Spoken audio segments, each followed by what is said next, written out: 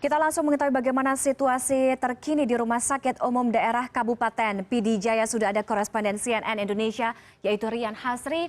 Rian, selamat malam. Saya tanya dulu kepada Anda bagaimana update terkini terkait dengan evakuasi dan juga pencarian korban gempa.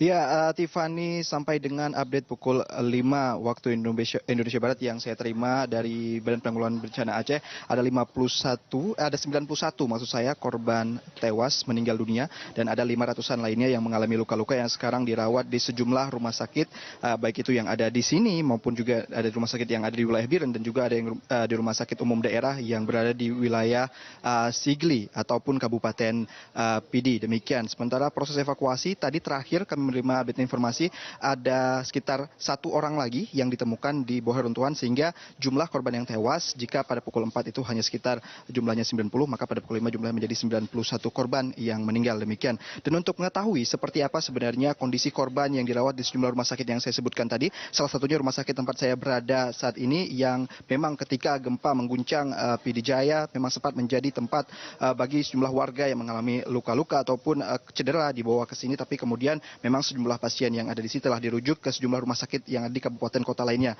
Untuk itu kita langsung saja berbincang bersama Dinkes Kesehatan PD Jaya. Selamat sore, Pak. Ya.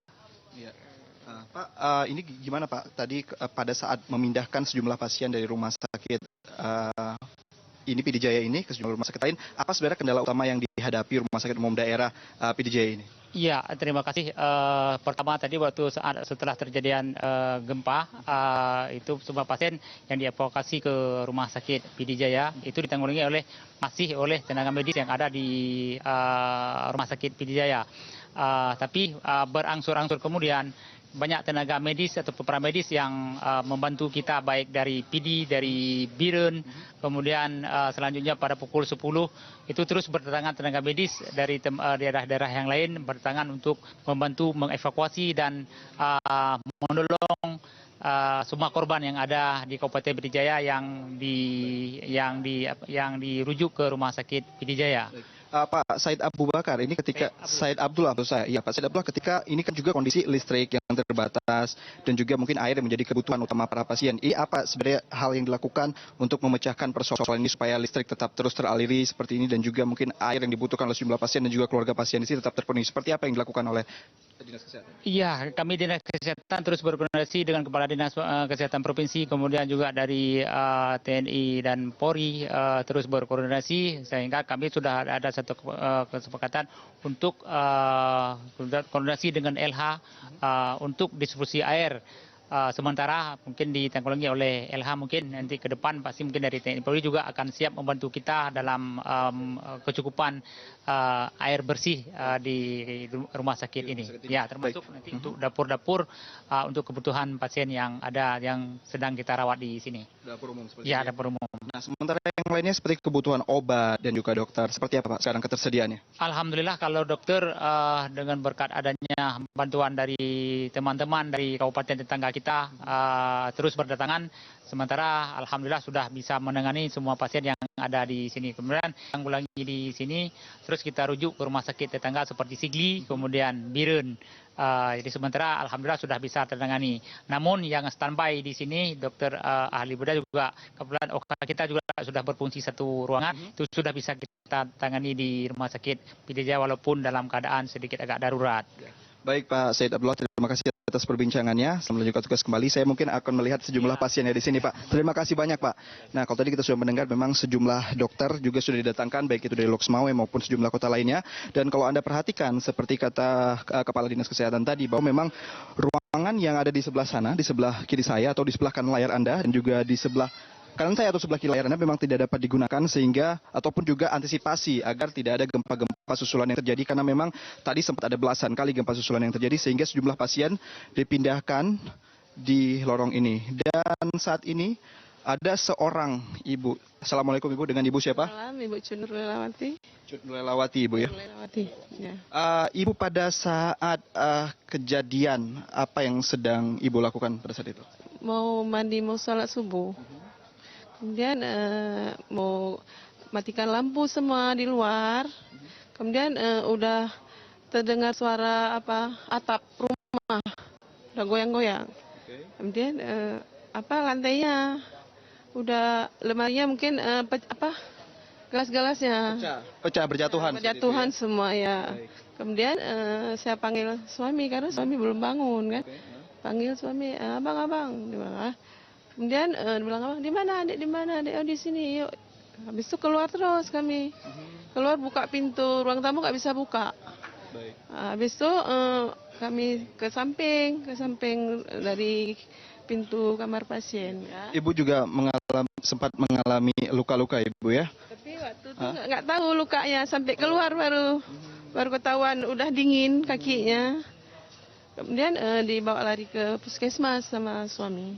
Kondisi rumah seperti apa Ibu?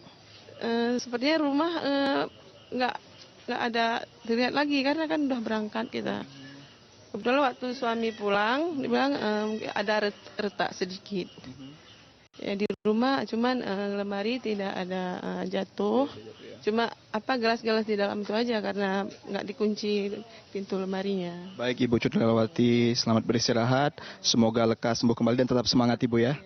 Terima kasih. Ya.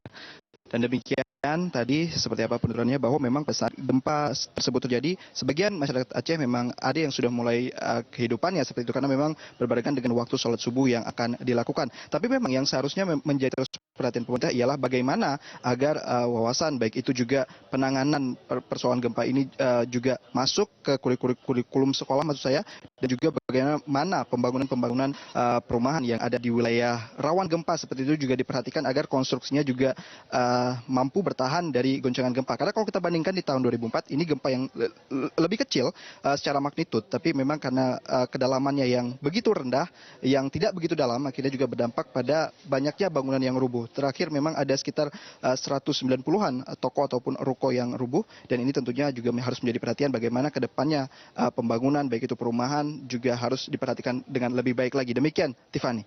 Oke, Rian, satu pertanyaan dari saya. Intinya kalau saya garis bawahi pernyataan atau informasi yang Anda sampaikan bahwa penanganan bantuan itu secara medis, logistik, farmasi itu sudah cukup teratasi begitu di sana. Yang terakhir adalah Gubernur Aceh sudah menetapkan juga ini status tanggap darurat selama kurang lebih 14 hari di sana. Apa penjelasan yang bisa Anda sampaikan terkait dengan penetapan status tanggap darurat ini? Iya, terkait dengan penetapan status tanggap darurat ini memang pihak gubernur nantinya pasti akan mengerahkan lebih banyak lagi bantuan. Ini khususnya tadi kalau saya perhatikan sampai dengan pukul 4 sudah begitu banyak kendaraan-kendaraan berat yang dikerahkan ke lokasi paling parah ini dalam lokasi paling parah yang ada di PD Jaya ini untuk semakin cepat melakukan proses evakuasi.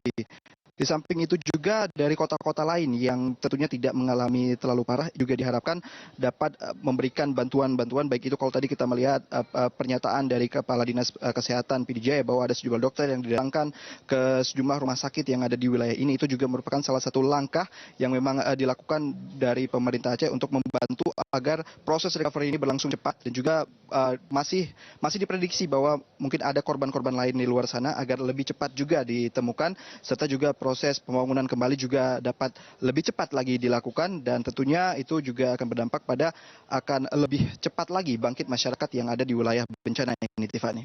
Baik, terima kasih Rian Hasri melaporkan langsung. Kita masih akan menantikan bagaimana perkembangan informasi dari Anda di sana, dan tentunya kita juga semua berharap agar angka korban jiwa ini tidak akan terus bertambah.